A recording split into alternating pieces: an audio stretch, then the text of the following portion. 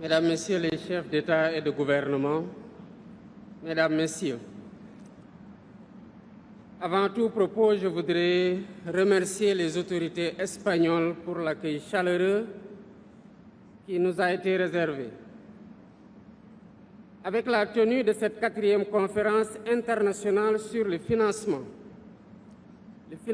du développement, l'Espagne réaffirme son engagement en faveur de l'idéal de progrès pour tous, à l'heure où le monde traverse une crise multiforme qui risque de reléguer au second plan l'agenda pour le développement. Je félicite le gouvernement espagnol et la présidence de la conférence pour la bonne conduite des travaux.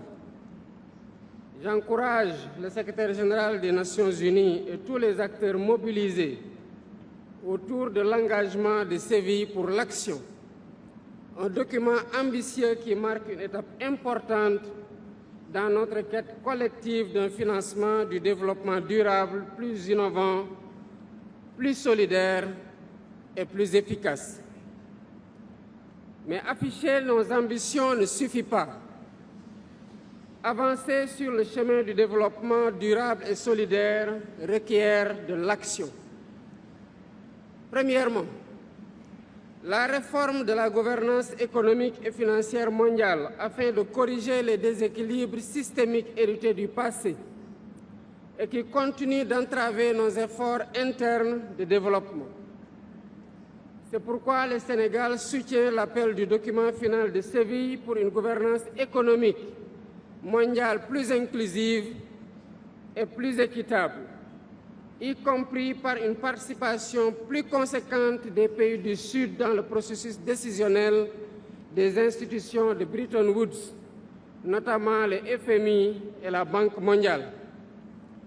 Deuxièmement, il est impératif de poursuivre le travail de réforme de la fiscalité internationale pour lutter plus efficacement contre l'évasion fiscale et les flux financiers illicites, renforcer la transparence et s'assurer que l'impôt soit acquitté là où la richesse est créée, c'est-à-dire dans les pays où les compagnies mènent leurs activités et tirent leurs profits.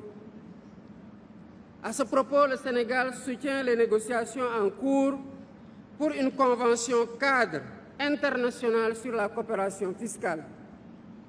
Troisièmement, le traitement de la question de la dette mérite une attention particulière.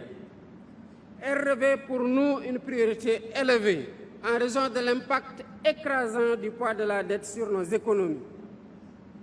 Le Sénégal appelle à une révision des critères de notation des agences d'évaluation, dont les méthodes et les pratiques renchérissent considérablement les conditions d'accès au crédit et de remboursement.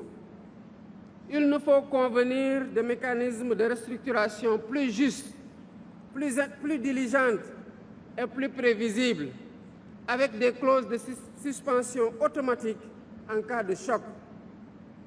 Cette mesure prévue dans la déclaration de Séville envoie un signal positif qu'il urge de concrétiser au titre de la mobilisation des financements pour le développement.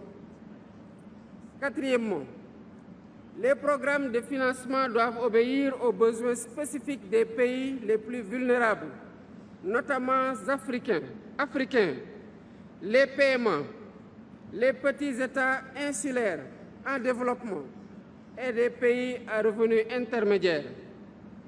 Le Sénégal appuie l'appel pour le renforcement des mécanismes de financement privés à travers des instruments innovants, tout en assurant une régulation efficace pour éviter le greenwashing ou éco-blanchiment et garantir un impact réel sur les objectifs de développement durable. Les pays africains ont besoin également d'accéder à des ressources concessionnelles et mixtes conséquentes pour financer les secteurs indispensables à leur développement, y compris les droits de tirage spéciaux, dont le système d'allocation devrait être amélioré pour plus d'équité. Mesdames, Messieurs, le nouvel ordre mondial que nous appelons de tous nos vœux ne pourra voir le jour que si l'humain et l'humanité occupent véritablement le cœur des relations internationales.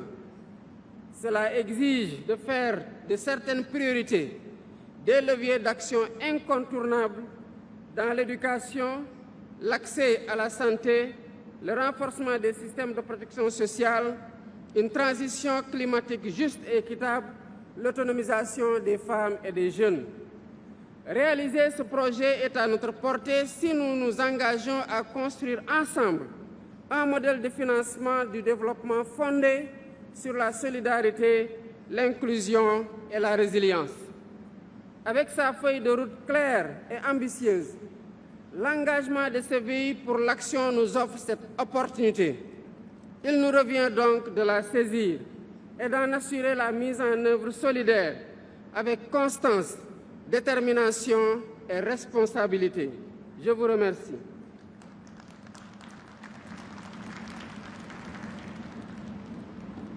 Doy las gracias.